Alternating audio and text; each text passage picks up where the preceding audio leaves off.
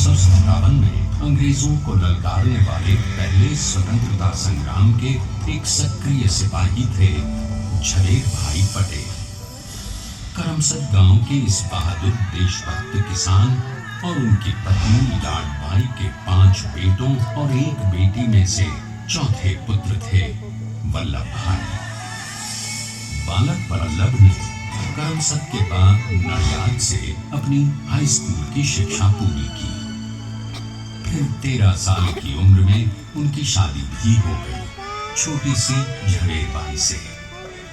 2 बच्चों बेटी मणि बहन और बेटे डाया भाई को जन्म देने के बाद झवेर बाई असमय ही चल बसी। सदी बदलने और 20वीं सदी आने पर उनका जीवन भी एक चमत्कार की तरह बदला। ब्रीडर का इम्तिहान पास करके वो वकालत करने लगे, पहले गोधरा, फिर आणंद और उसके बाद अहमदाबाद में। मगर जल्द ही वकालत छोड़कर वो बैरिस्टर बनने की इच्छा से इंग्लैंड चले गए। लंदन में बैरिस्टरी में अव्वल आने और वजीफा जीतने वाले वो अनोखे भारतीय थे। अब तो अहमदाबाद की वरिष्ठ अदालत में बैरिस्टर पटेल की जय और जीतों की धूम मच गई।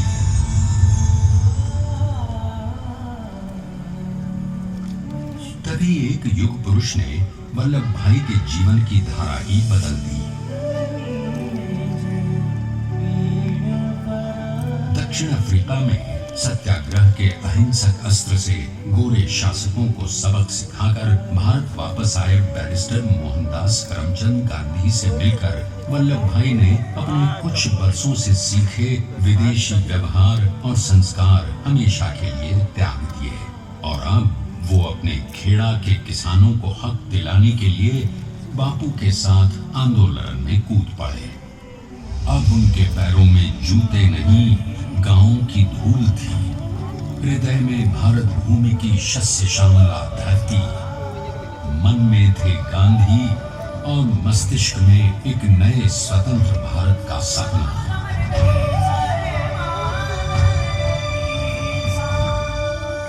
तभी बारडोली के मजबूर मजलूम किसानों की यातना का समाचार उनके पास पहुंचा। तुरंत वल्लभ भाई वहां पहुंचे और यूं शुरू हुआ भारत का सबसे बड़ा और सफल किसान आंदोलन बारडोली। वल्लभ भाई ने बारडोली के 87,000 किसानों को ऐसा अटल अडिग अचल मनोबल दिया कि अंग्रेजी सरकार हिल गई और 1 बरस के बाद उनका लगान माफ कर दिया गया। अब तो पूरे देश में लोग वल्लभ भाई के नाम की कस्में खाने लगे। स्वयं महात्मा गांधी ने कहा, अब वल्लभ भाई मेरे शिष्य या साथी नहीं, सारे देश के सरदार हैं और देश को मिल गया एक अनोखा असरदार सरदार।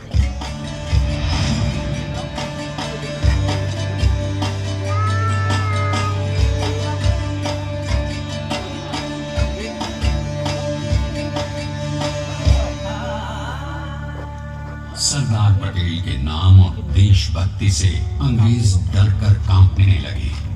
1930 के नमक सत्याग्रह और दांडी कूच में वो बापू से भी पहले गिरफ्तार किए गए। तो सन 1932 में फिर उन्हें बापू के साथ ही जेल में 2 सालों के लिए डाल दिया गया।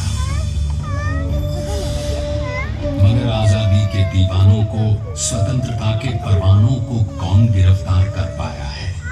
जेल से छूटते ही सरदार को कांग्रेस के नए राष्ट्राध्यक्ष पद पर चुना गया और उनकी सरपरस्ती में राष्ट्रवादी भारतीयों ने तमाम ब्रिटिश सूबों में जीत हासिल कर वहां अपनी स्थानिक सरकारें बनाई। किंतु सरदार का सपना केवल सरकार बनाना नहीं था, उनका स्वप्न तो था एक ऐसे नए भारत का जहां हर रंग, हर रूप, हर जात, मजहब, तबके का हिंदुस्तानी एक साथ मिलकर एक ऐसा नया भारत बना सके जहां पूर्ण स्वराज्य के साथ सारे समाज को गरीबी, अशिक्षा, छुआछूत से भी आजादी मिल जाए। इसकी पहली रणनीति थी भारत को अंग्रेजों की गुलामी से आजादी, ताकि भारत के लोगों की अपनी सरकार सबके साथ और सबके विकास के लिए काम कर सके। बापू की अगुवाई में अब देश ने अंग्रेजों को अंतिम चेतावनी दे दी, करेंगे या मरेंगे, क्विट इंडिया, अंग्रेजों, भारत छोड़ो। बस फिर क्या था, संघर्ष की रणभेरी बजी। 3 सालों के लिए सरदार पटेल को भी सत्याग्रही नेताओं के साथ जेल में ठूंस दिया गया। 2 सालों के बाद अंग्रेजों को बापू के सभी शिष्यों और साथियों को छोड़ना पड़ा।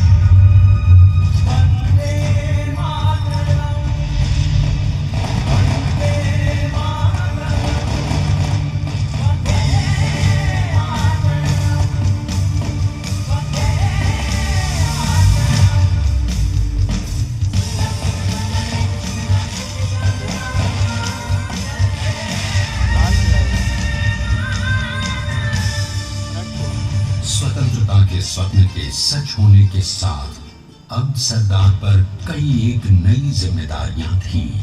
आने वाली आजादी की तैयारी और एक नए भारत के लिए नए लोकतांत्रिक संविधान की संरचना।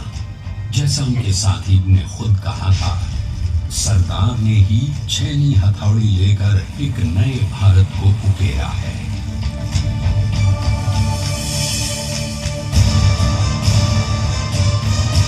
स्वाधीनता तो प्राप्त हुई, लेकिन खंडित भारत में भी उठते विभाजनवादी अंधकार को अभी दूर करना था।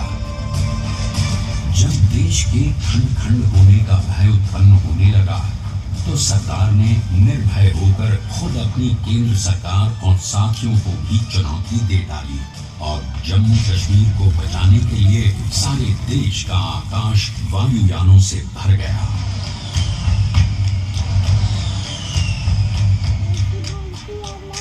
और फिर हैदराबाद और जूनागढ़ के भारत में विलयीकरण को पाकिस्तान से चुनौती मिली। सरदार चाहते थे कि देश की 1 इंच धरती अब और विभाजित नहीं होनी चाहिए। नए भारत को एक करने के लिए समझा बुझाकर मनाकर 565 रियासतों को सरदार ने अपनी सूझबूझ सदाशयता संबल से एक नए स्वतंत्र भारत का अभिन्न अंग बना लिया। हमारे इतिहास में अखंड भारत के पुरुषार्थ का ये एक महानतम अध्याय है।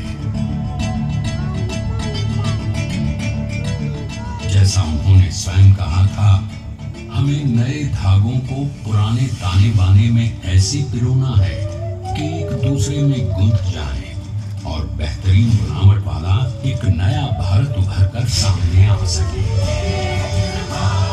अंततः अपने वज्र दृढ़ संकल्प से एक नया विराट विशाल एक भारत श्रेष्ठ भारत बनाकर दिखा ही दिया सरदार ने।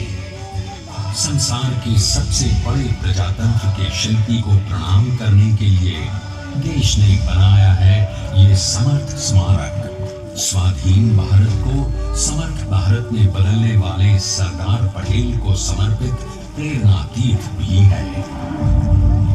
प्रधानमंत्री श्री नरेंद्र मोदी के नेतृत्व में बनी विश्व की इस विशालतम प्रतिमा के सामने आकर सारी दुनिया जैसे स्वयं ही नतमस्तक हो जाती है।